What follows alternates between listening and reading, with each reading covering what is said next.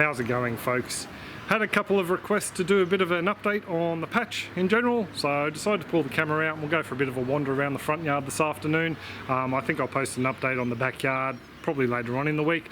Also too, I had a couple of people ask when I'm doing the seed giveaway clip. I'm very sorry I haven't gotten around to it as of yet. I've got all the seeds put aside. I've just been busy chasing my own tail over the last month or so, but I've pulled my head out and I'm going to start, getting a little bit more organised. So hopefully you'll see a few more clips and definitely one on the seed giveaway very soon.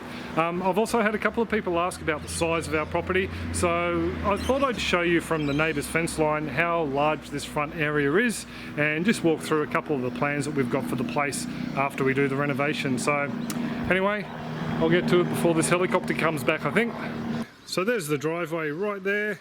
As we come down along the front fence, we have the 8 IBC wicking beds.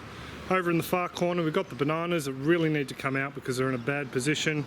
Down a little bit further, in the centre of screen there, we have our pigeon pea stand. It's on the westward side of a compost pile we've got on the go there.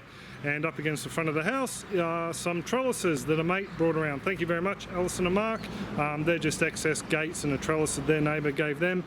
We'll be using them out here in the front patch. I'll explain how one of them will be used in a little while. And then just my compost scrap bucket I leave out the front here. So we don't really have a lot of room out the front here, but in saying that, I have, as you can see, I haven't utilised a lot of it to grow food. This centre section here, after we have the house renovated, we're going to have a garden bed through there and also a bit of a swale along the front here, just mainly to stop water on the heavy downpours when we get the big storms washing in underneath the house. So not a lot going on at the moment, mainly because we're going to have bobcats driving around the front yard and things like that as they raise the house. So I figure why risk them bumping into gardens and bits and pieces, little fruit trees I want to plant out. Might as well leave it just as is for the time being, and then we'll plan it out and work on it later. Now we'll go over and I'll give you a bit of a quick look at the grow beds along the front fence, and then we might pop down the side of the house and I'll give you a look at the fruit tree wicking garden I've got on the go. So in our first 2 beds here are asparagus. We've had a great year for asparagus so far.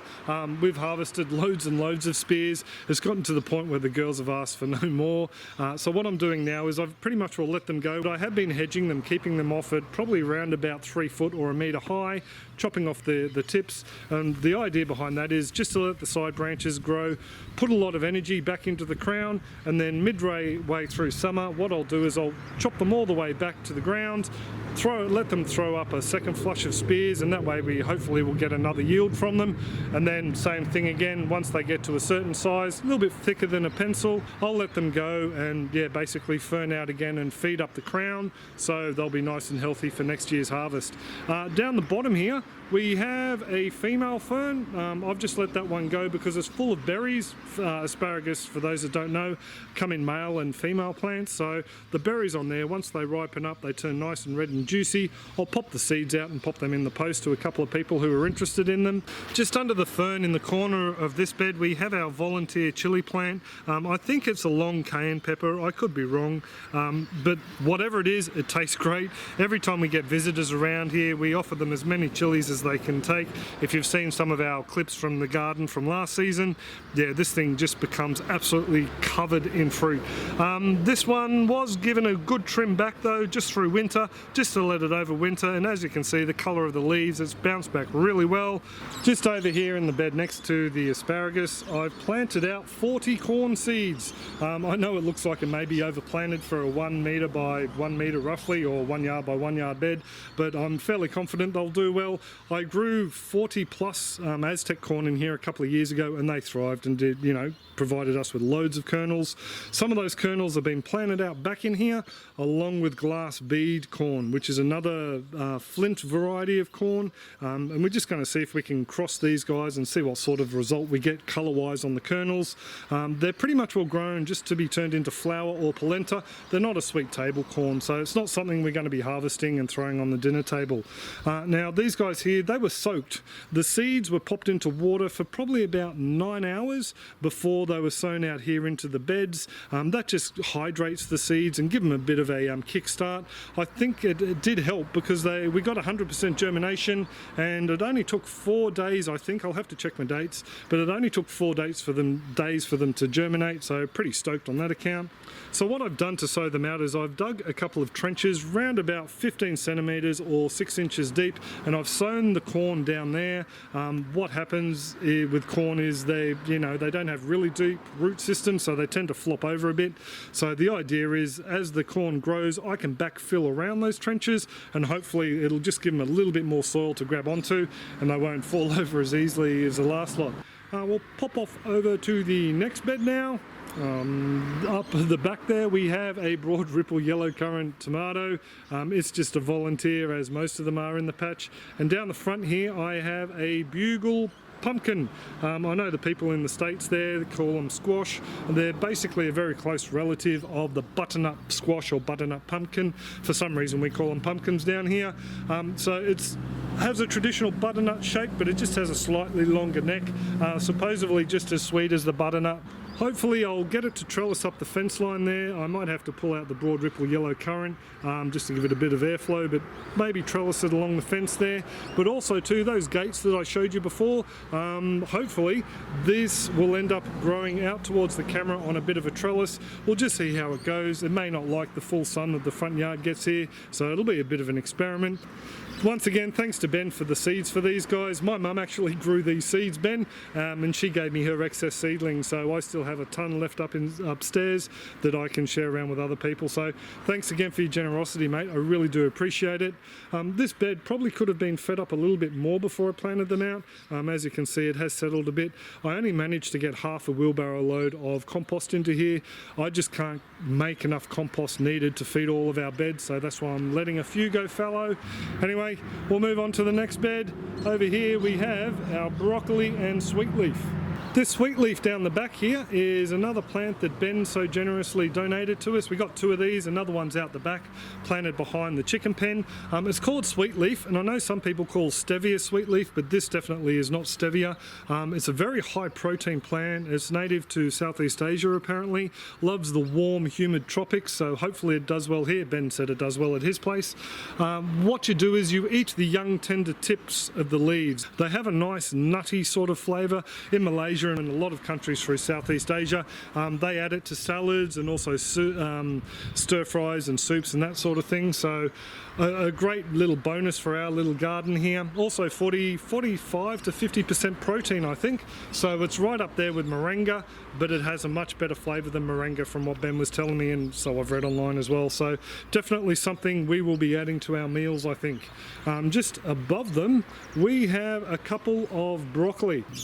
The broccoli and the cauliflower we grew out the front here this year absolutely blew me away. Just the size of the heads we got on the cauliflower, we got 8 to 10 really nice decent sized heads. The broccoli, we've probably had over a dozen plants in, and we've just been continually harvesting the heads, and now these side shoots, these rather large side shoots. The only thing I can really put it down to is using our own homemade compost. We found through the growing season we had virtually no cabbage, butterfly, caterpillar damage whatsoever. These plants here didn't have any until things started to warm up. The other plants we had, they were sprayed once with a BT or a dipole style bioinsecticide, but these guys here had absolutely nothing, and they've just thrived. So yeah, I think it's just the homemade compost. Definitely something I'll be feeding our brassica beds up with again. Now the helicopter's passed, I just thought I'd show you this plant here. That was the main stem there. This is a side shoot. That is a very impressive side shoot in my book. I've seen them full heads for sale at supermarkets that big. We have another little side shoot coming off there, and I saw another little one here, but I don't think he's going to amount to much. But that one there, we took him off the other day and he was a nice decent size. These ones over here, they look like they're starting to form their flowers a little bit earlier than this plant, so we'll probably nip these guys off first and then this one later on in the week. But I'm just totally blown away by how well they've gone. Yeah, all I can put it down to is the compost. As for the variety, I don't know, because I was a bit slack this season and I bought seedlings from a store and all they said was broccoli, so I have no idea what variety they are. For all I know, there could be an F1, so I'm not even going to contemplate saving the seeds at all. I just noticed we have a tomato in here. I'm treating these as weeds at the moment, unfortunately, so he can go. And we'll move on to the next bed. Just in this bed here, this is a bit of a mixed bag. It was supposed to be our popcorn bed for the season. I was intending to grow popcorn, but unfortunately I had a 0% germination rate. I don't know if it was because the seed was old. Someone gifted them to me about 3 years ago, but they did have a use by of 2016. Just didn't germinate, so that's why I looked into soaking the seeds and whatnot. So I decided to fill the bed out with 4 rosella plants. There's actually 2 in that position there, another 2 over there. I'm just going to leave them go. I'm not going to thin them out.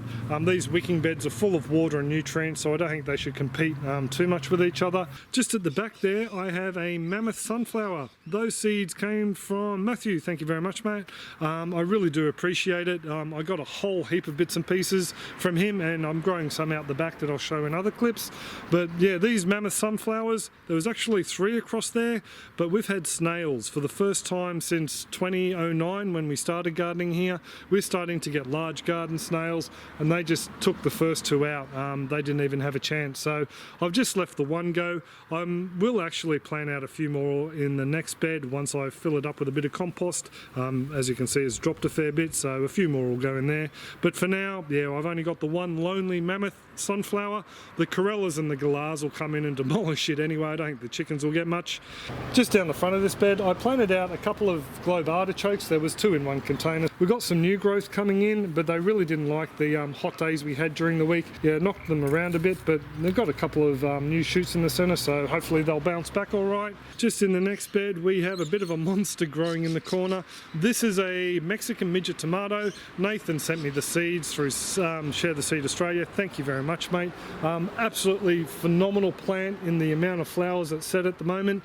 Didn't do too well during the cold months, but now things have warmed up. We have a load of flower heads set, loads of flowers, loads of fruit setting. We've only harvested probably about half a dozen or so, but from what I've tasted, they are full of flavour, a really rich tomato flavour, also very sweet, a lot sweeter than the broad ripple yellow currant. So these guys are going to be a great addition to the patch, I think. Up the back of that bed is an heirloom sugarcane, something I'm pretty much all going to remove. There's something, yeah, it was fun to nibble on and have a bit of a crack at. I just don't think it's productive enough for us, so I'm pretty much all just going to remove it. The bed, as you can see, is sunk quite a bit, as I've mentioned before, so it does need to be topped up with compost. I'm just waiting for the compost to be ready in the cage out the back, and when I add it in, it won't affect this tomato at all. I mean, tomatoes will set out roots up their stem, so it'll thrive. Last bed along the front fence, getting a bit long-winded here, folks, is the taro. These taro are from corms that Ben sent me, and they're a white taro, and they're doing rather well in this sort of sheltered spot in the front yard. I do think that when this Chinese elm, it's just growing through the fence here, when it grows up a little bit taller, it'll shade it out. These guys might kick off a little bit better. I have noticed yesterday afternoon that we're getting a bit of, looks like sun damage on this one over here in the corner. I'd say it's pretty much all the most exposed plant. Behind the camera is actually the banana tree, so it would be giving it some shelter as well. Now this wicking bed here, I got rather cheap and lazy when I built this one. I had a whole heap of mushroom compost, so the majority of the material in here is horse manure and mushroom compost, so it does stay moist a lot more than the other beds, so hopefully the taro is going to thrive in here. The turmeric did rather well in here last season, so yeah, fingers crossed the taro will do just as well.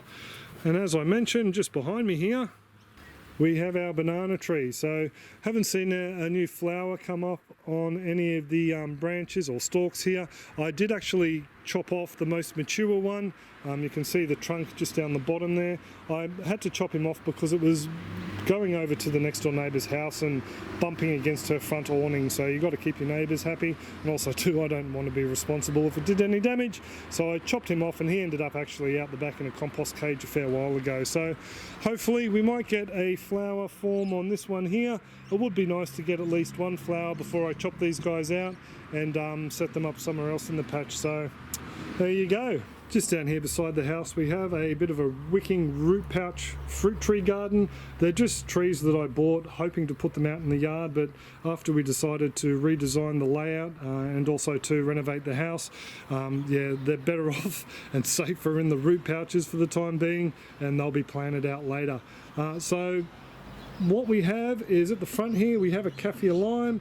It's got a fair few flowers on it. Next to it we have a dwarf lychee. Over the back another dwarf pawpaw, and over the back on this side we have a finger lime. It's an Australian native finger lime or caviar lime. And just down here we have a curry tree. Thank you Mr. Ben from Macaway's Cafe, he dropped this off. So the little curry tree along with the finger lime and the rest of the plants in there have really improved since I've put them in this tray of water. I think I just wasn't keeping enough water up to them when they were sitting here on a little bit of a wire mesh screen. I just wanted them off the ground because I didn't want the roots to grow through into the soil. So anyway, I'm really impressed with the way they've gone, and hopefully within 12 months they'll be out. But for now I'm relying on the air pruning effect of these root pouches, and yeah, hopefully they'll fly away as soon as they're in the ground. So there you go folks, there's a bit of a long overdue look at the front yard veggie patch. I'm really chuffed with the way things are going. Some things are a little bit slower than others, but you know, it's just the way it goes. Some of these beds here, they've been growing crops over and over again. They really do need a good top dress of compost. Unfortunately, I'm just not making enough here. There's not enough resources on site to keep them all topped up all the time. So have to let some rest, throw a bit of horse manure on the top and a bit of mulch and let them break down slowly. But hopefully I'll be able to feed them up with the large cage I've got on the go at the moment. It's just one of these things with the wicking beds. I just made too many beds for the amount of compost I can generate. So it's just a lesson I've learned over the last couple of years.